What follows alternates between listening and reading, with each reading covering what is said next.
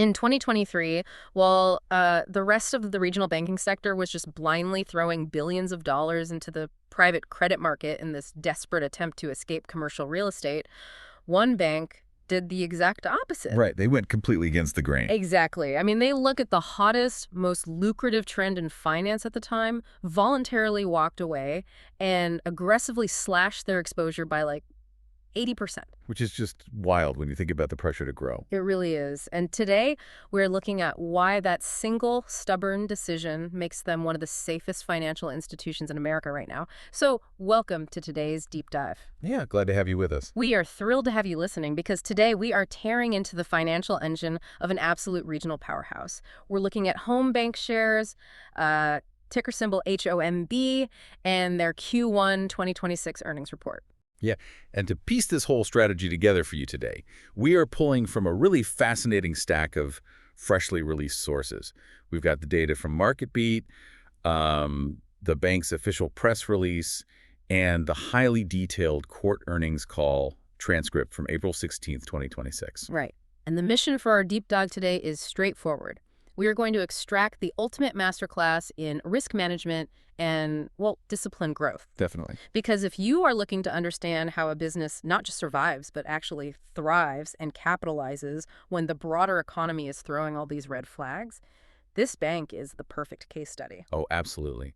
And, what really stands out reading through this earnings call is just the overall vibe. Yeah, the tone is so different. It really is. It's this unique mix of massive profitability, incredibly stubborn caution, and some genuinely candid, blunt executive commentary about the macro environment. You just don't often hear bank executives speak this freely on an earnings call? No, rarely. Uh-oh. Usually it's a prative corporate speak, right? Designed to soothe analysts. Right, keep everyone calm. Exactly. But when your balance sheet is structured like a fortress, it affords management a certain level of swagger. They've earned the right to tell it exactly like it is because the numbers basically provide an absolute shield against Wall Street's typical short-term criticisms. Okay, let's unpack this.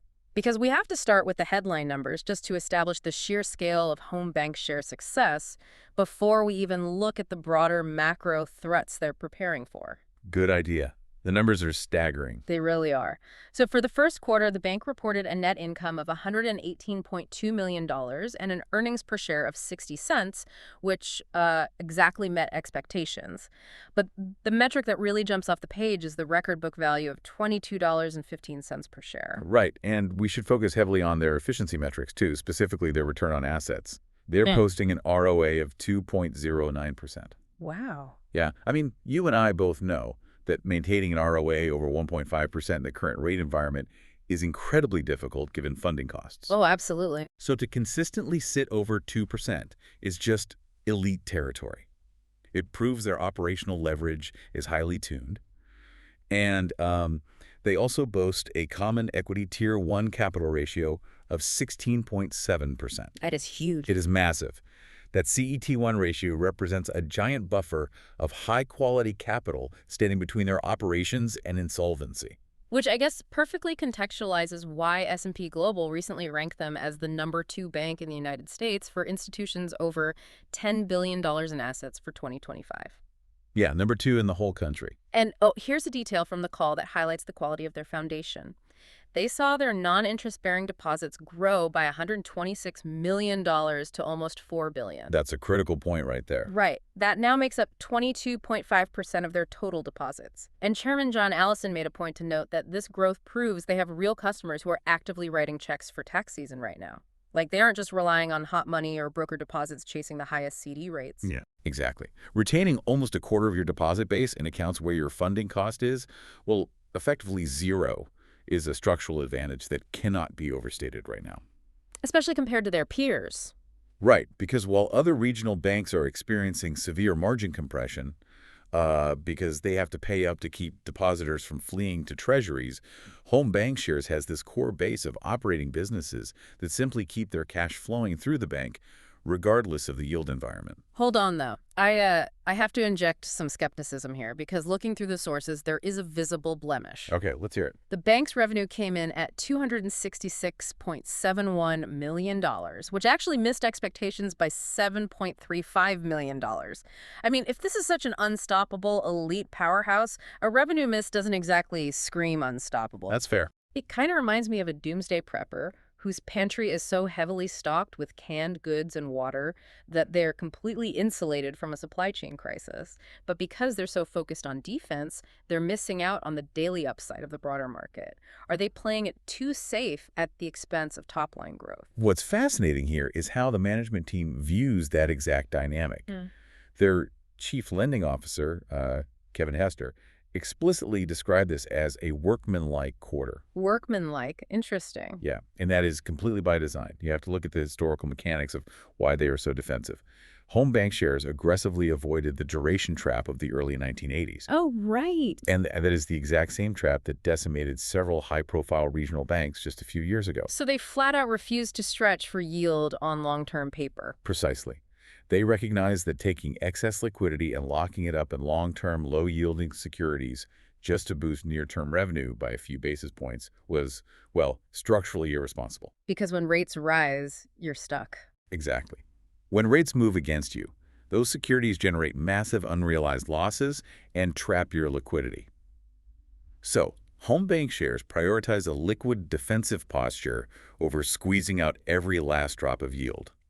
The $7.35 million revenue miss is just noise to them. Wow, just noise. Yeah, because the underlying cash generation engine is roaring, which you can see in their $152.7 million in pre-tax, pre-provision net revenue, or PP&R. So they're making plenty of money before the safety nets are even funded. Right. They are generating massive cash flow from core operations before taxes and loan loss reserves are even factored in. They're entirely willing to sacrifice a slight top-line beat for structural invulnerability. Which brings us to a huge takeaway for you as a listener, whether you're managing a complex corporate portfolio or, simply allocating your own personal capital. Definitely. Avoiding catastrophic systemic mistakes is almost always more profitable over a decade than chasing the highest possible short-term yield quarter to quarter. Sometimes an impenetrable defense is the most lucrative long-term offense. And that strategic posture isn't just theoretical. Management is looking at specific economic indicators and deciding to keep the bunker heavily fortified. Yeah, Allison was not pulling any punches. No. Chairman Allison was incredibly blunt about the macroeconomy on the call, flat out warning everyone that inflation is not dead. He quoted J.P. Morgan's Jamie Dimon, referring to inflation as a major cockroach in the mix. It is such a vivid image. You think you've stomped it out, you turn on the lights, and it's still scurrying under the refrigerator. It's the perfect analogy. Right. Allison pointed to a multitude of persistent factors keeping the heat on, like broad global uncertainty, ongoing geopolitical conflicts, stubbornly volatile oil prices, and the producer price index running at an annualized 4%. Yeah. He is looking at the horizon and seeing a macro storm that just hasn't passed, which directly influences how they deploy their capital. Which brings us to their actions in the private credit market. And honestly, this might be the most revealing part of this entire earnings call. I totally agree. Chris Poulton, the president of their CCFG division, executed an incredibly aggressive pullback. He slashed their private credit exposure from nearly $500 million at the end of 2022 down to just $87 million today. That is an 80% reduction in 3 years. And that's during a period when the rest of Wall Street was touting private credit as the ultimate panacea for banking woes. Right. If we connect this to the bigger picture, the mechanical rationale behind that massive cut is really crucial to understand. Let's get into it. Over the last few years, as commercial real estate became toxic, banks and institutions... They needed somewhere to put the money. Exactly. So they flooded into private credit. Polton noted that this massive influx of new bank entrants, combined with a colossal surge of retail equity inflows, like everyday yield-chasing investors pumping money into private credit funds. Right. Well, it caused severe yield compression. Because you suddenly have a tidal wave of capital competing for a finite number of high-quality borrowers. And so, to win the deal, lenders have to start offering cheaper rates, which compresses the yield. But worse, they start compromising on the structural integrity of the loan. Yes. The underwriting standards, completely deteriorate. When capital is that abundant, lenders start accepting covenant-light structures. Right. The guardrails come off. They waive the strict financial tripwires, like debt service coverage ratios or maximum leverage limits that historically protect the bank if the borrower's business starts to slip. And home bank shares saw this structural decay happening in real time and completely tapped out. They really did. And Polton delivered what might be the defining quote of the quarter. He said, "The year of the lender is followed by the year of the collector." I love that quote. To me, their exit from the private credit market in 2023 was exactly like leaving a crowded, trendy nightclub right before a fire breaks out. Oh, that's a great way to put it. Right. They looked around, realized the drinks had gotten way too cheap, the bouncers had completely stopped checking IDs at the door, and they just walked out while everyone else was still pouring in. And importantly, they possess the operational discipline to just let those existing loans amortize and pay off and intentionally not replace them with new, lower quality paper. They just let it shrink. Yeah. They're sitting on the sidelines, holding cash in shorter duration positions, waiting until the cycle turns and the market inevitably forces the undisciplined actors to take heavy write-downs. The value of observational patience is staggering here. Knowing when a market is structurally overheated and having the iron discipline to walk away, even if it means sacrificing near-term revenue growth and taking a hit on the top line, is incredibly rare. It really is. I mean, it runs completely counter to standard corporate behavior, where the incentive is usually to grow assets under management at all costs. Right. It requires a management team that isn't afraid of their own shareholders. But, even the most sophisticated radar systems can't avoid every single storm. And flowing directly from that idea, the year of the collector, the earnings call shifted to the reality of the loans that Home Bank Shares is currently trying to collect on. Right. Because nobody is completely immune to credit migration. Right. We need to talk about the Texas whale. We do. The bank disclosed that they had to move a massive $110 million Texas commercial and industrial credit, C&I loan, to non-accrual status this quarter. Yeah, that's a big number.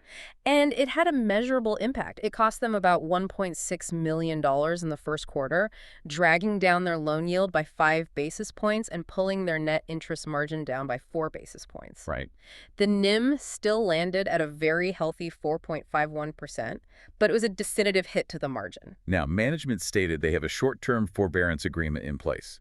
They expect either a full payoff or a liquidation of the underlying collateral in the near future. Okay, here's where it gets really interesting, because I have to push back on the optics of this Texas loan. Okay, go ahead. $110 million going sideways on a single C&I credit is a massive pill to swallow. I understand they have a fortress balance sheet, but how is the broader market not absolutely panicking about a credit failure of that size? That's a very fair question. Because usually a 9-figure non-accrual sends analysts into a tailspin regarding systemic risk within the portfolio. Right. But the market's calm reaction comes entirely down to the sheer mathematical weight of their safety nets. Okay. Because Home Bank Shares took their medicine back in the fourth quarter of 2024 by aggressively front-loading their loan loss reserves, a $110 million problem is mathematically contained. They saw it coming. Yeah. And they're currently holding about $300 million in total loan loss reserves. That gives them over 160% coverage of all their non-performing assets. And the most mind-blowing statistic from the transcript, that $300 million reserve balance represents 15 years of historical charge-offs for this bank. Yeah, it's wild. 15 years. If you think about the math of that, they are essentially provisioned to survive a decade-and-a-half-long recession based on their historical loss rates. It's an unprecedented level of provisioning. That's exactly why the market didn't panic. The executives calmly broke down the mechanics of the Texas loan. Right. They don't anticipate taking any actual principal loss because the forbearance strategy is highly calculated. The guarantors on the loan are highly capitalized individuals, and the underlying assets tied to the loan are actively leased cash-flowing properties. So they aren't trying to liquidate an abandoned warehouse. Yeah. They are dealing with viable collateral. They're simply using forbearance to maximize the recovery value rather than rushing into a distressed fire sale. It's the ultimate real-world stress test of their conservative philosophy.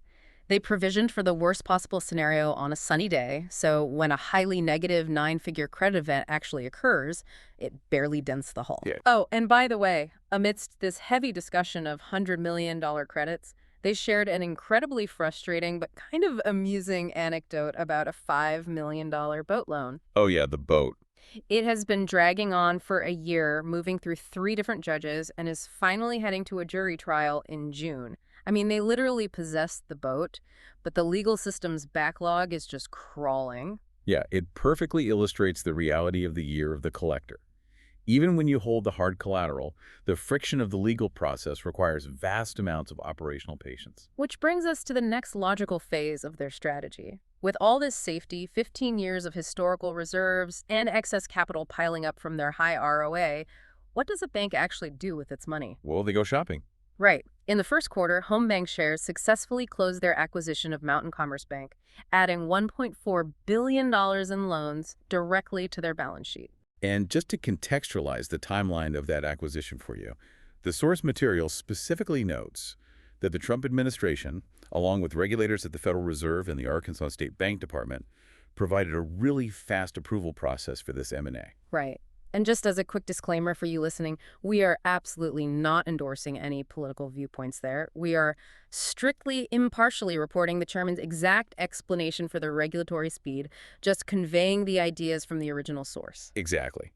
And regardless of where you sit politically, from a pure business operations standpoint, having a regulatory tailwind allowed them to close a highly accretive deal incredibly efficiently. But interestingly, despite the rapid regulatory approval, the actual cost savings and operational synergies from integrating Mountain Commerce won't hit the bottom line until November 2026. Yeah, and the mechanics of that delay are tied entirely to risk mitigation. Home Bank Shares was already in the middle of a major back-office core systems upgrade. Ah, IT stuff. Yeah, management recognized that migrating a newly acquired bank's entire data architecture onto a legacy system that you are currently ripping out and replacing, well, it's a recipe for operational disaster. Totally. So they have to wait until the core upgrade is fully stabilized in the fall before they execute the system integration. That makes total sense. They're willing to eat the inefficiency costs for a few quarters to ensure the data migration is flawless. But I gotta say, the absolute firework of the M&A discussion on the call was John Allison's fierce, unwavering anti-dilution philosophy. Oh, he was so passionate about this. He absolutely refuses to dilute his long-term shareholders by issuing massive amounts of new stock just to fund acquisitions. He told this incredible story on the call about being at a banking conference, walking right up to a rival bank CEO, giving him a hug, and simultaneously chewing his butt out for making a delusional and highly dilutive trade that devastated that rival's tangible book value. Yeah, this raises an important question about capital allocation and executive incentives. So. Well, in banking, many management teams are incentivized simply to grow the asset base, because larger assets usually mean higher executive compensation. Empire building. Exactly. They will acquire a competitor, severely dilute their tangible book value, and promise the market a 5 to 7 year earn-back period. Right. But Allison views that as a fundamental betrayal of the equity holder. When a company's leadership respects its own equity this fiercely, treating existing shares like precious gems rather than monopoly money to fund their empire building, it changes their entire strategic posture. And he backs up that philosophy with aggressive capital deployment. Like, Right. not only do they refuse to dilute, they are actively shrinking the float. Big time. They repurchased 507,000 shares for $13.9 million this quarter alone. Furthermore, Allison stated plainly that the bank's intent is to organically generate enough capital to buy back all 5.5 million shares that had to be issued for the Mountain Commerce deal, completely washing out the dilution of the acquisition. If you connect this back to the delayed integration of Mountain Commerce, it highlights their ultimate superpower, a multi-year time horizon. Yes. They genuinely do not care about a temporary squeeze on their profit margins or a slight delay in cost synergies, because they are optimizing for the total return to the shareholder over a multi-decade game. I am still marveling at the bluntness of a chairman chewing out a rival CEO to his face over tangible book value dilution. It's amazing. It just shows how deeply personal this is to their culture. So to bring this all together for you listening, whether you are leading a corporate team, managing a portfolio, or running a small business, let's look at the complete picture we've built from these sources today. Let's do it. Home Bank Shares is operating with a true fortress balance sheet, posting elite efficiency metrics while maintaining vast liquidity. They practice hyper-disciplined risk management, evidenced by their willingness to completely walk away from the private credit market, right as it became a Wall Street darling, purely because they saw the underwriting standards decaying. They've built staggering safety nets, mathematically provisioning for 15 years' worth of historical charge-offs to effortlessly absorb massive hits like a $110 million non-accrual. And above all, they exhibit a fierce, protective loyalty to their existing shareholders, aggressively buying back stock rather than pursuing dilutive empire-building acquisitions. It is an absolute clinic in how to engineer a financial institution to thrive when the economic weather forecast looks highly unpredictable. They've just completely removed the fragility from their operating model. And the beauty of this case study is that these principles aren't just confined to regional banking. I mean, the concepts of observational patience, the discipline to walk away from overheated markets, the strategy of building deep mathematical reserves before you actually need them, and aggressively protecting the equity of your enterprise. These apply directly to your personal finances, your career choices, and any strategic planning you might be developing right now. You build the storm shelter on a sunny day. That's very well said. And as we wrap up this analysis, I want to leave you with a final thought to mull over, something that builds directly on the mechanics we've discussed today. All right, what is it? If an institution as pristine, highly capitalized, and frankly paranoid as home bank shares looks at the macroeconomic indicators and determines that the broader private credit market is inevitably going to face severe capitulation, forced liquidations, and massive markdown losses. Yeah. What exactly is going to happen to the balance sheets of all those other regional banks and funds who eagerly rushed in, swallowed the yield compression, and bought all the covenant-light, highly risky loans that home bank shares intentionally walked away from? Oof, that is a chilling question. It really brings us back to the core theme of this entire quarter for them. When the macroeconomic cycle finally turns and the easy money dries up, we are going to find out very quickly whose balance sheet was engineered with structural integrity and whose was held together with cheap debt and aggressive accounting. Thank you for joining us on this deep dive. We will catch you on the next one.